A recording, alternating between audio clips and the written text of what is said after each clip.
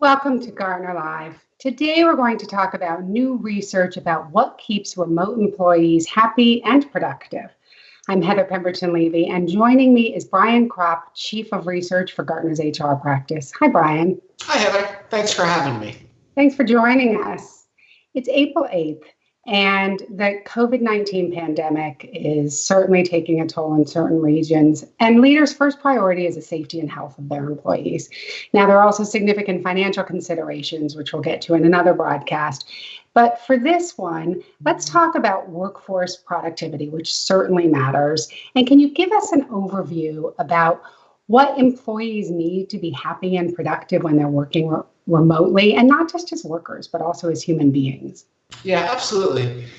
What's important to do as we're thinking about the situation is actually take a step back and think about what was going on before coronavirus happened.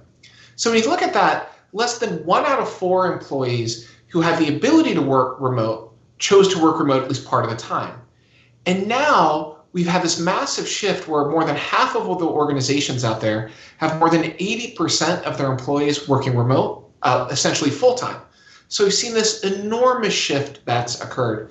And when you think about it from that perspective, you realize and you start to ask a question, which is, well, why did all of these people come into the office before? And there was a lot of reasons: to enable collaboration, to enjoy being around other people, to have friends and relationships there, to get work done. So there's been the world's biggest experiment ever in terms of changing how people work by this massive shift to employees working remote that has worked well in some cases, but there's also some challenges that are associated with it in terms of maintaining employees' happiness, productivity, and engagement throughout this process. So what is the research showing us as far as that happiness, but also the productivity? Yeah, let's start with the productivity part first. There's a belief out there that employees who work remote, on average, are less productive than those who come into an office every day. And when you look at the data, that's just not true. We compared, before the coronavirus crisis, employees that worked from home full-time and those who came to an office full-time, and have also been able to collect some data across the last month and a half about what employees are experiencing. There's a couple of things that are really interesting coming out of that. One, employees who work remote versus those who don't historically have gotten just about the exact same performance review scores. So there's no difference in terms of how managers evaluate their performance and productivity. And when you look at a variety of other metrics around the effort that they're putting forth, feedback from their peers and colleagues, a variety of other aspects like that, they seem to be performing at the exact same levels as employees, again, on average, that would come into our office before. But with all of that said, there are some other factors that are there that are impacting their happiness, their satisfaction, what it feels like to be an employee, what it feels like to be connected to the organization that they're working with. And that's what I think people are curious about, right? Yeah. How are they feeling, especially those who moved from an office environment to home? Yeah, there's a couple things that come up from that as we look at it. First, what we find is that employees historically who have worked remote are actually a much bigger turnover risk than employees who have come into an office. Now, we've got a lot of employees that have moved remote, and the reality is they're not going to all of a sudden quit in the next week because that this happened. However, it looks like they're going to be working remote for many months in a lot of cases, if not potentially longer, depending upon what scenarios play out. And there's a variety of things that we need to do to maintain their engagement, their happiness, their satisfaction with the jobs that they've got during this time period. The first is one of the things that happens when employees work remote. They start to lose the social and emotional connections that they have when they come into the workplace. So when you come into an office, you can get coffee with people, you get lunch with people, you chat with them about the sports that you watched over the weekend, whatever it might be. So those emotional friend relationships start to break down when employees start to work remote. And that's a real problem and a real challenge that we need to get after. What we also find is that the feedback that they get from their managers tends to actually skew more negative than positive. So when someone comes into an office, their manager is likely to say, hey, you did a great job on this. Hey, I appreciated you doing that. Thanks for contributing in this way. You get a lot of positive feedback. But when employees who are working remote, their manager tends to lean more and connect with them when something bad has happened. So they did something wrong, they didn't do something right, something was late, whatever it might be. And they tend to focus their feedback on the negative, whereas when someone comes into an office, it tends to be equally balanced between the negative and the positive.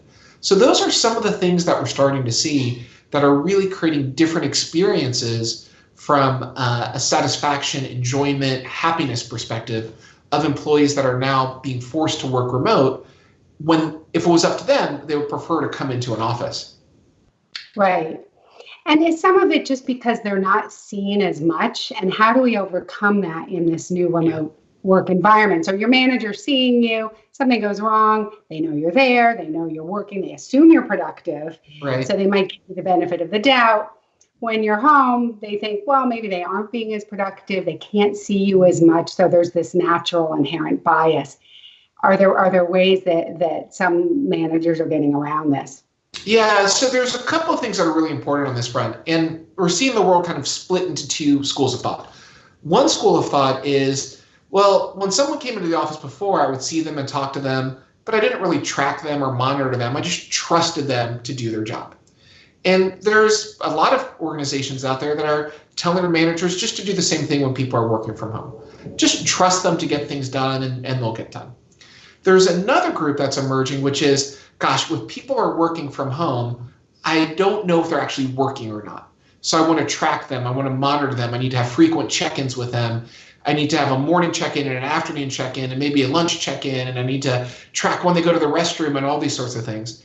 And they engage in all this behavior to try to track and monitor their employees to make sure they're in fact working. It doesn't actually improve the productivity of employees by any stretch. In fact, all that it's really doing is creating a lot more meetings and a lot more activities that employees have to engage in that aren't really about improving performance and productivity.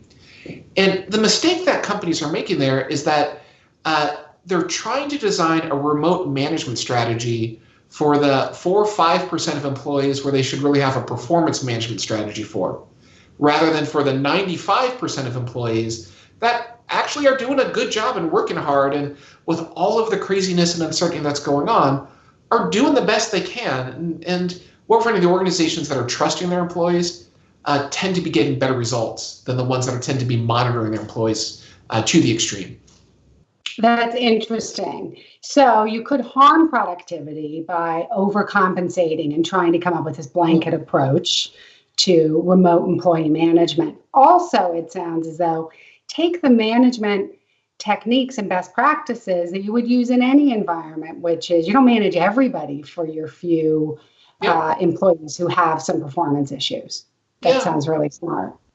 I should note that we will be taking viewer questions in a little bit, so it's your chance to ask Brian some questions. We'll get to as many as we can. Just post them in the comment section, and we have a team who's helping out here, and they will send them to me shortly. Listen, Brian, I've heard you reference this period as we're going to be heading into a hunker down phase. Are there particular areas that research leaders should be taking note of to help manage employees as we move into this? All right, we had 2 to 3 weeks, depending on what type of organization you are, or we had a lot of, let's get everybody working remotely set up with the proper equipment. Let's try to build in best practices for collaboration tools, how we're going to have stand-ups or whatever it is that you've been referring. Now we're moving into a potentially longer term phase. What are leaders thinking about, or what advice would you give? Yeah, in terms of really driving that performance and productivity and engagement and retention of the teams are going to matter a lot. Because one of the things that's important to realize is what managers and leaders do across the next 5, 6, 8 weeks is going to define what their employees think of them as managers and leaders for the next 5 years. And so during this time period, it's incredibly important to make good decisions as a manager and a leader. And you're right, organizations shifted from ensure the health and safety of employees to get people home to make sure they have the right technology to do it, to this phase now of how do we get them as productive as possible. There's a couple of things that are really important that managers and leaders should be focusing on to make that happen. One, different people are going to start working in different ways. Their day is going to shift because they either have kids at home, they've got other things that are going on, all sorts of things are happening in that perspective. What leaders and managers need to do is focus much more on outcomes and process. If someone is able to get their work done, even if you can't see it or it's not the way you want it done, that's absolutely fine. It is absolutely fine as long as they're getting their outcomes achieved. If they're doing it in totally different ways, experimenting in totally different ways, that's great. We should let processes slip and favor just having outcomes be achieved. And if we can get there, that's great. So focus on those outcomes that's there. A second thing that's really important for managers and leaders here, role definition, so where someone's job starts and stops, is going to start to fall apart. And employees are going to say, well, tell me what I should be working on. Again, this gets back to the objectives you want to accomplish. Don't try to define someone's job right now. It's going to be messy. It's going to be impossible. You're not going to be right, whatever way you define it. Talk about outcomes. Talk about objectives. Let them then achieve it in ways that make the most sense. What we also find right now is that right when we need employees to try new things and experiment in new ways, they become really risk averse. And a lot of those employees think back to the global financial crisis of 2008, 2009, when they said, employees that tried new things or raised their hand and experimented, if those experiments didn't work, then they were the first laid off in that perspective. What you need to do as a manager right now and say, let's experiment with new things. Some are going to work, some are not, but encourage that innovation, encourage that appropriate risk-taking to get employees to do new things in new ways. You're going to be really rewarded from that perspective. And then the fourth thing that's really important now as well is to recognize the employees that are doing a good job. We talked about the sense of feedback, but during these periods of disruption, in moments when people are working remote and working from home, that you as a manager need to invest the time to say, gosh, that person did a good job. And I'm going to let everyone else know that they did a good job. And that's important for two reasons. One, it's really engaging for that person that you're recognizing. But two, it also sends a signal to all of the other employees about what success looks like. So you have a lot of other employees who aren't sure what to be doing when they're working remote or how to get things done or whatever it might be. So by recognizing those who are doing it well, it sends a lot of signals and gives a lot of information to all the other employees about what they could do differently to be successful as they've moved to this remote working environment. That makes a lot of sense. That makes me think of another topic we've discussed in the past, which is empathy, and how important it is for your manager to express that empathy in multiple ways, I would imagine, to individual employees and to teams during this time. Do you want to share a little bit about that? Yeah, absolutely. So at its core, the coronavirus is a humanitarian crisis.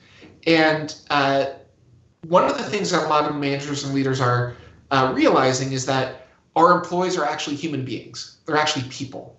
And they're people that are experiencing all sorts of challenges, from being in a different environment, to having kids at home while they're trying to get work done, to having uncertainty about what the future looks like for their company, to their families that have loved ones that are impacted directly by this. They probably have a lot of anxiety about what's going on from that perspective. So as a manager, you almost need to think of yourself as someone who's got a little bit of social worker in them, that they understand the challenges that employees are facing, and that you listen to them and you hear them, and you give moments for employees to share their beliefs, their feelings, their frustrations, and listen for part of it. And also, what's different now is organizations are making decisions to be a lot more empathic and understanding for their employees. So what we've seen in a lot of cases is that there's many companies that have created longer-term commitments, or medium-term commitments, probably more accurately, to their employees from a compensation perspective. They've really increased access to mental health support facilities that are there. They've created a lot more flexibility for their employees to work where and when, and the hours, most important at this point, the hours of when they can work, to try to understand their situation, their unique challenges. And they've also been able to think about that as a team, and how can you move work across the team to make it successful. Because one of the other interesting things about remote employees compared to employees that are in an office is they're actually more likely to be involved with a lot of different teams than people that come into an office. There's this belief that employees who are working remote are individual contributors. They might not have people that they're managing, but they actually have a much bigger network and work with a lot more people than someone who comes into an office. And appreciating how that person works with their team and empathizing with the challenges that that team is facing is also really critical during this time period. Right. So we've had several questions come in, and I want to leave some time to get to them. Let me ask you one more sort of overarching question, which is, how can organizations or leaders of organizations help their management or their organization stand up some of these practices as they look at a remote work environment for an undetermined period of time? Yeah. So what we've actually built out is this idea that there's a model that we call the near model. So while a lot of your employees are far away, there's a lot of things that you can do to keep them near to you. And there's 4 components of that. We've touched on a variety of them as we've been going on. The first one, we want to normalize work as much as we can in a way that lets employees be self-directed. Give them the goals, give them the objectives, normalize their work around objectives, not around processes. That's an important one. Second, we want to enable them. That's where the E comes from. And 2/5 of employees, more than 40%, don't feel connected to other people. So we want to enable these peer relationships, build ways to help them connect with their friends, their colleagues, create virtual social events. As silly and trite as it might feel, it actually matters a lot to have these moments of connections. Accentuate the positive, the A in the near model. As I mentioned, that we tend to have our feedback be pushed more towards here's what you did wrong for remote employees. We need to accentuate the positive and talk about here's what you did right. That recognition, that positive feedback is really, really important. And then the R in the near model of revamp the team. Understand that these relationships that employees have, that they work on a variety of different teams, and understand the broader network picture and support and enable those team relationships that are there. So we want to normalize work to be about objectives. We want to enable peer relationships. We want to accentuate the positive in terms of our feedback, and we want to revamp our team structures to get work done in this particular environment. And if we do those near activities, we're just much more likely to have a highly engaged and productive team that can help push our organizations forward during this period of remote work, uncertainty, and all the challenges that we're experiencing now. That's great. I like the acronym. It really helps to remember those 4 principles. I'm going to start using that. Okay, we're going to take some viewer questions. Our first one is from Hannah from Ukraine asks, how does the expansion of remote work impact office politics? Yeah. One of the things that has been really interesting in a variety of dimensions, even before this happened, is that we've seen both external politics and office politics come into the workplace. So those personal relationships are more important than ever. And those feelings of who's getting along with who is more important than ever. And as a manager and a leader, this is really, really important to be aware of. In a virtual world, it is very easy to misunderstand what someone is saying. So if you just get a message on Slack or Teams or an email or a one-off comment on some other document that's being created or something like that, it can be very easy to misunderstand and misinterpret that. Because in a remote world, you lose body language, you lose tone, you lose content, you lose context, all those sorts of things. So managers and leaders have to be acutely aware of how easy it is to miscommunicate during this time period. So the challenge around communication becomes even more important. And what we really advise in these particular environments is that if it's taking you more than 2 or 3 emails or 2 or 3 communications on Slack, Teams, whatever it might be, to resolve a question, you have to pick up the phone and call. And you have to over-explain why you're thinking about something. Because office politics can become a problem when people don't understand what's going on. They don't understand the objectives of what's going on. They disagree with it. They're not well communicated with. So you just have to absolutely over communicate because it's so easy in a remote environment to create misunderstandings which worsen the sense of office politics that could be occurring. Right. That makes sense. Okay, Emma from Turkey asks, how do you think coronavirus will change people's cultural behavior? Mm-hmm. Yeah, when it comes into the perspective of an organization and the behaviors that are there, there's a couple of things that have been really interesting. And a lot of the concern is that it's going to become more negative. We're going to become more distant. And over the short to medium term, just with the social distancing and all those things, there'll be some of that, right? Um, but here's something else interesting culturally that we're seeing that is very different than what happened in 0809, what happened in 2001, what's happened in other situations in the past, which is that people are much more willing to help each other out.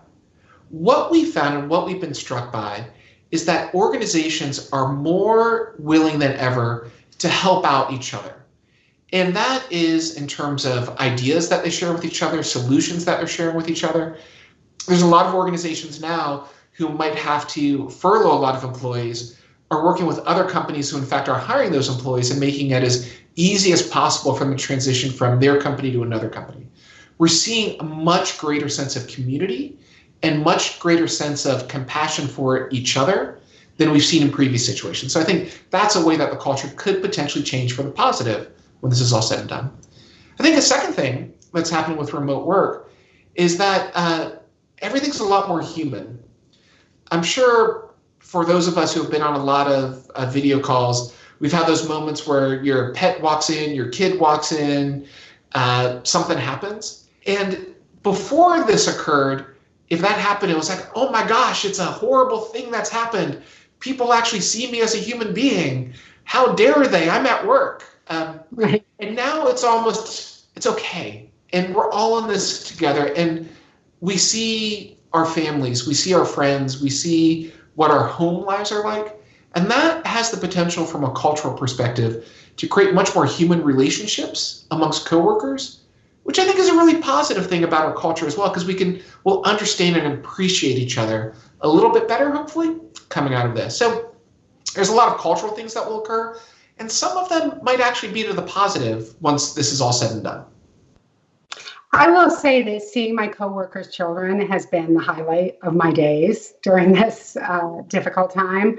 Also, on the sharing part, yesterday a senior leader in our organization actually shared a tutorial to help people learn about some new research and was evangelizing using that. And I hadn't seen that in the past. So I think people really are at all levels helping out and demonstrating what you were just talking about. So very interesting. Okay, Neha from New Delhi asks, let me go back and find this. Is it okay to say no to work on the weekends? And this has come up in other interviews I've done, that sometimes the boundaries aren't as clear, especially if you're looking at outcomes over process and the typical work day. Yeah, no, absolutely.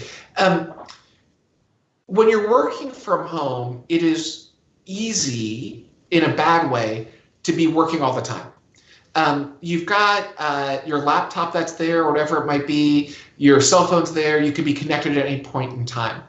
And in order to be successful when you're working from home in a remote environment, you have to mentally have a mindset which is, I'm now going to work and I'm now leaving work.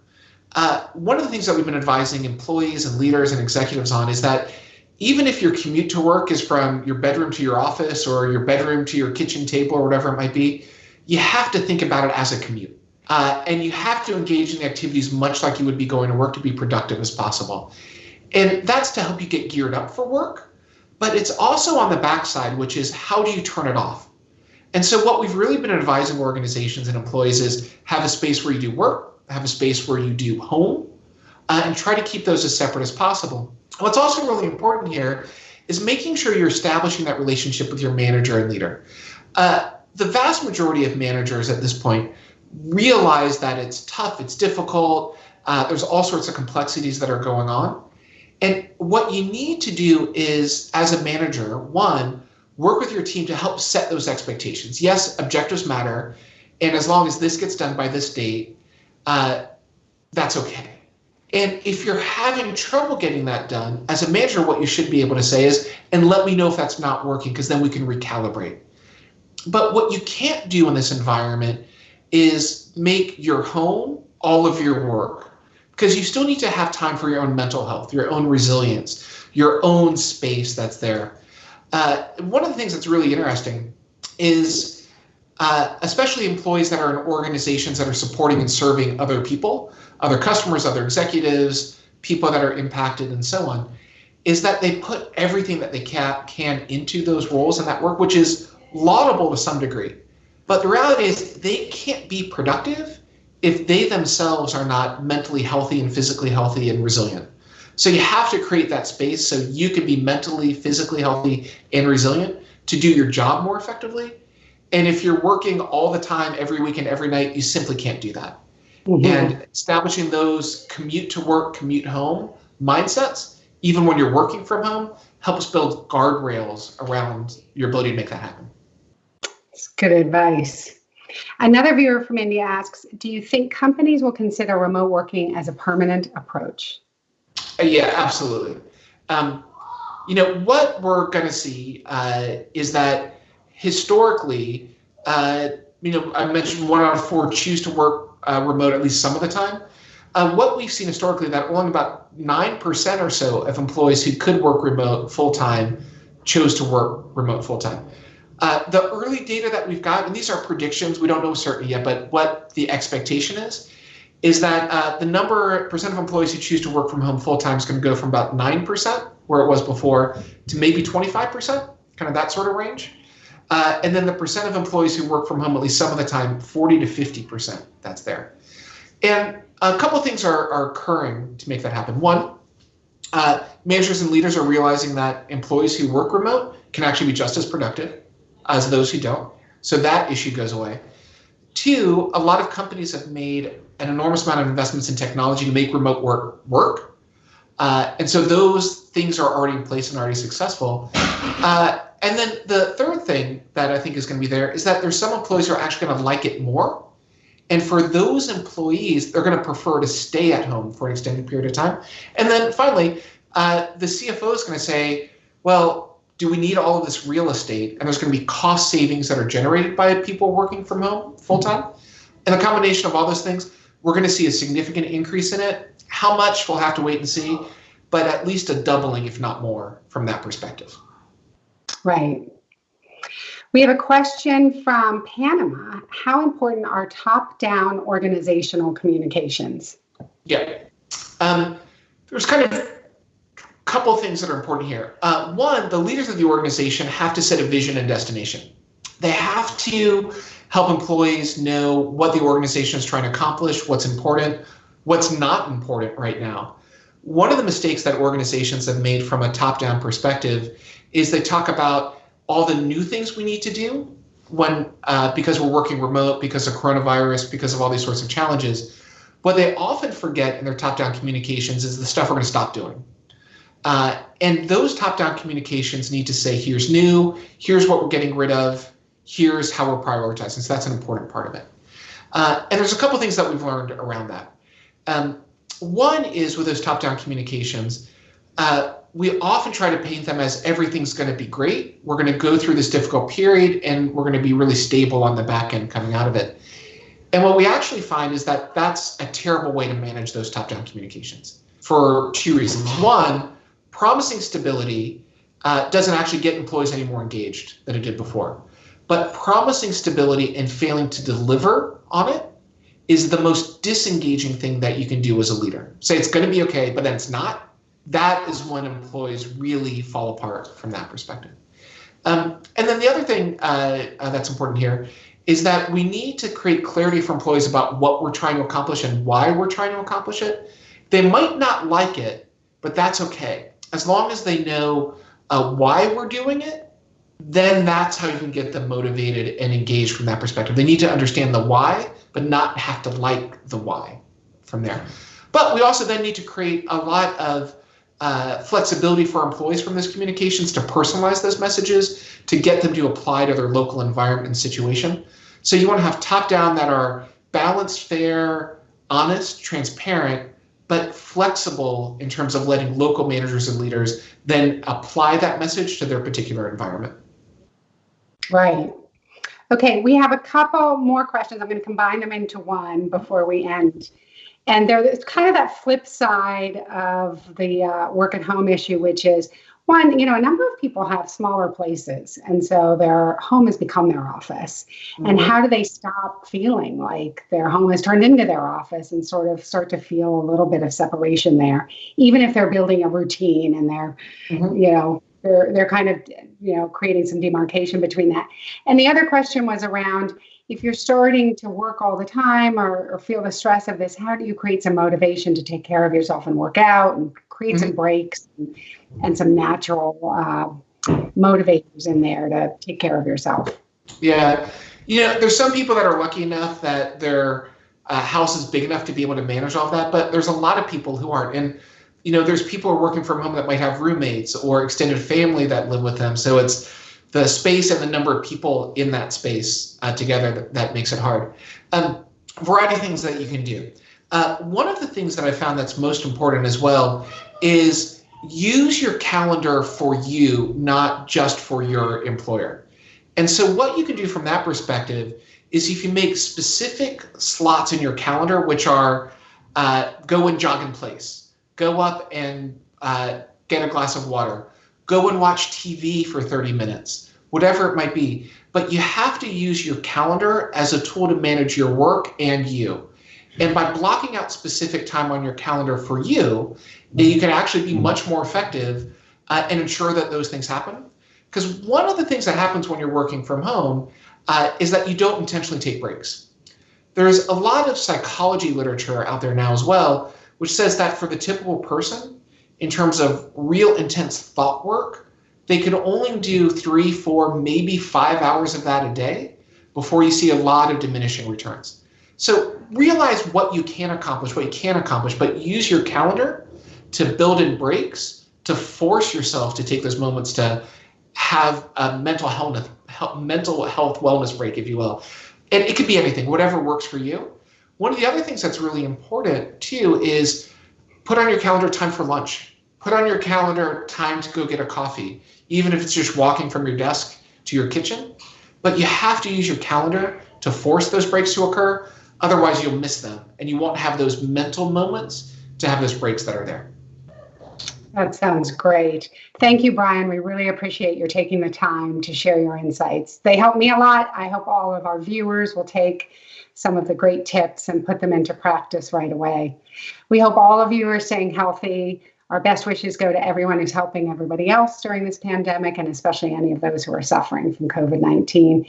If you'd like to read more of our complimentary research collection around COVID-19, visit Gartner.com/en/coronavirus. Be well.